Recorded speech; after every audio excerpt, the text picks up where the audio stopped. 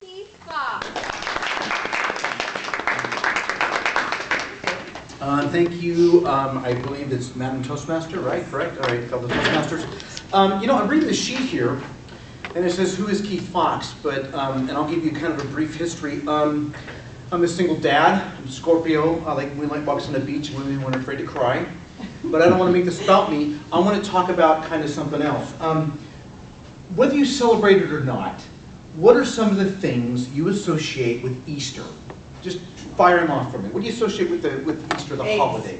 Eggs. What else? Bunnies. Bunny. What kind of bunnies? Easter bunnies. What kind of Easter bunnies? Chocolate. Large. Chocolate. Sorry. Thank you. Chocolate. A Now, large white one. how many of you have gotten a chocolate bunny for Easter? Yeah? Yeah? Okay, well, you bite into it, and what do you find? Air. They're empty. They're hollow. And the chocolate's crappy. It's not good chocolate. Now, keep that in the back of your mind. And I want to ask you another question. How many of you have friends, for whatever reason, that they call you and you'll talk 15, 20, 30 minutes maybe, and you hang up the phone and you are exhausted? They just suck. The life force. Now, they aren't bad people. They aren't really complaining so much. It's just that their lives are they just drain you. They are sucking the life force from you. Now, the point of that is because of what? Their bunny is hollow. Right? Am I wrong with that? How many of you have, here's another point. How many of you have tried to do something or felt, let me rephrase that. How many of you get trepidous or get nervous or get whatever before you have to do something like coming up here and talking or going somewhere on a project for work or what have you? How many of you feel that nervous energy, right?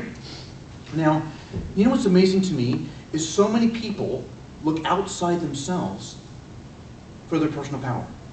They're just like the chocolate bunny. Instead of, and it's true, and instead of looking inside yourself, because we all have, I'll back up. I'm a big believer in that we all have within ourselves to do what we need to do, whatever the task comes at hand. And here's a good analogy for you. If you were stuck on a desert island with nothing, could you survive? Could you make it? Could you go through? How many of you seen the movie, what was it, Castaway with, was it Tom Hanks? Yes. Do you remember that? Dude was what, 5 years?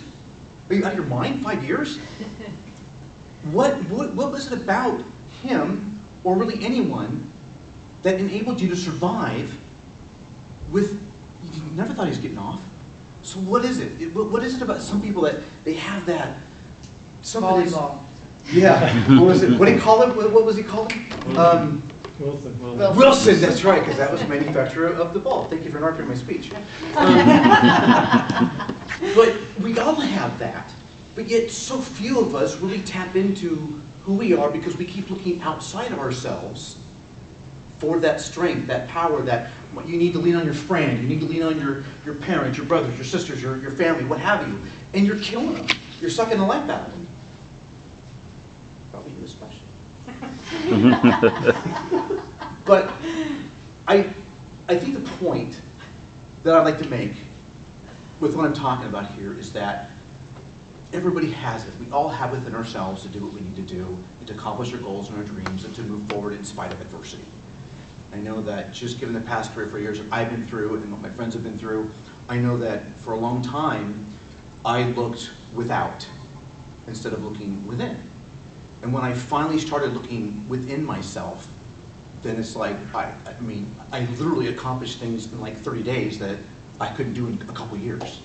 Because I stopped, I got rid of all the static and all the crosstalk, and I was able to kind of focus on who I am and what I bring to the table and the gifts and the strengths that I have.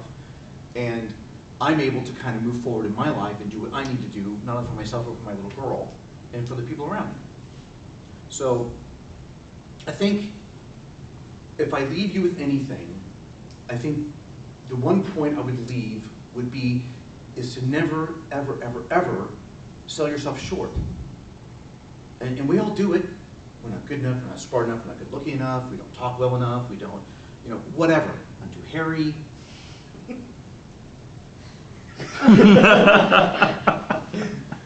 Whatever the reason is, whatever your insecurity is, you're not. You're beautiful just as you are. Yes. Everybody is. I mean, how many are in the shopping line at grocery stores? You see Cosmo, Men's Health, this, that, and these beautiful people here. And you're like, does that make you feel good? Well, it makes me feel great because I would just like them, but you guys.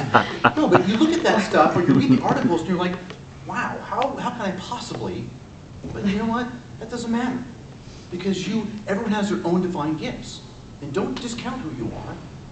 Don't sell yourself short. Because we all have something amazing and awesome to offer our fellow man and to offer everyone around us, and especially ourselves.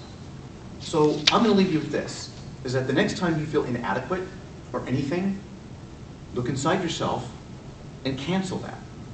And I know it's easier said than done because I've struggled with that a lot as well. But just look inside yourself and say, you know what?